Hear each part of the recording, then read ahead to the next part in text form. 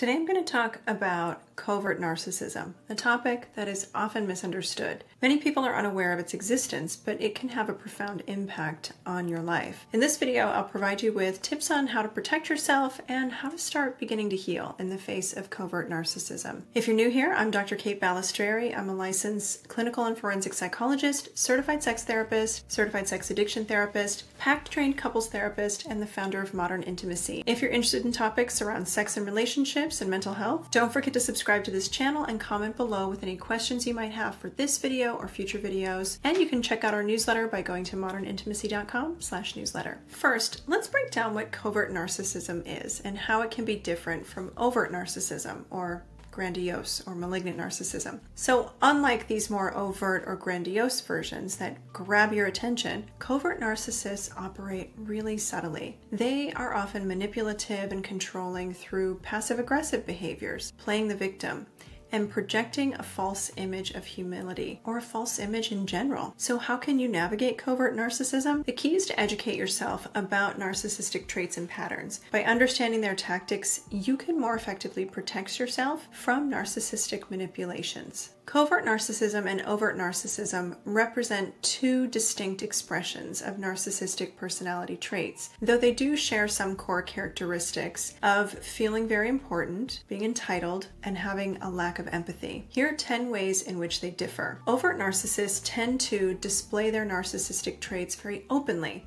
You might think about these folks as being more grandiose, very extroverted, very charming. Covert narcissists mask their tendencies behind a facade of humility or self-deprecation. Overt narcissists actively seek attention and admiration, often through big gestures or bragging, while covert narcissists may seek attention more subtly, through appearing self-effacing or playing the victim. Overt narcissists can use really direct manipulation tactics like coercion or intimidation, whereas a covert narcissist might employ more subtle manipulation techniques like guilt tripping or being really passive aggressive. Overt narcissists have a really inflated sense of self-importance, and they can openly express their feelings of superiority, whereas a covert narcissist may harbor feelings of inadequacy or inferiority despite maintaining an outward appearance of modesty. The best way I've ever heard this put is that an overt narcissist thinks they're the shit, and a covert narcissist thinks they're the biggest piece of shit that the whole world revolves around. An overt narcissist isn't shy about dominating a relationship, whereas a covert narcissist can engage in more indirect forms of control, like playing the martyr or being quietly petulant and getting you to focus on their feelings. An overt narcissist typically responds defensively or aggressively to criticism, while covert narcissists may react with feigned humility or victimhood, and again using passive-aggressive tactics to try and undermine the critic. But both can participate in blame shifting and deflecting tactics. Overt narcissists may dominate social situations with their outgoing and charismatic personality, whereas a covert narcissist can prefer to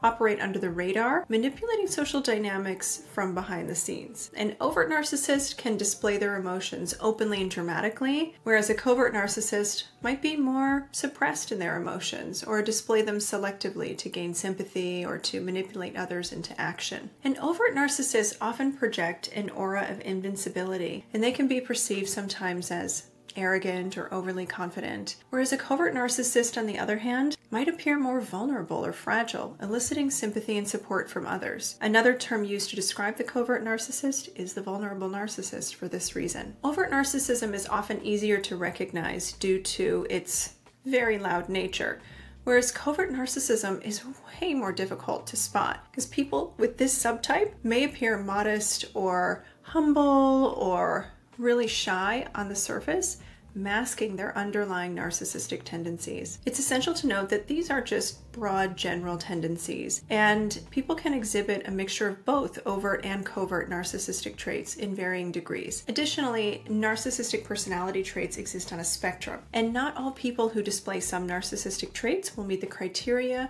for a full-blown narcissistic personality disorder. Establishing healthy boundaries is crucial when dealing with covert narcissists. Learning to say no when their demands become unreasonable will help you regain control over your life and protect your mental well-being. Seeking support from friends, family, or a therapist is also really important in your recovery from covert narcissism. This support team can help provide validation, insight, and guidance as you rebuild your self-esteem and regain your personal power. Remember, healing from covert narcissism takes time. Practice self-care, engage in activities that bring you joy, and focus on your personal growth. Surround yourself with healthy influences that nourish your soul and help you reclaim your identity. Navigating covert narcissism can seem really challenging, but with time it is possible to safeguard yourself and work toward healing. Education, boundaries, support, and self-care are 4 pillars of healing that will help get you started and on your way. Remember, you are worthy of love, respect, and a happy, fulfilling, reciprocal relationship. If you found this information helpful, don't forget to subscribe to our channel for more valuable content.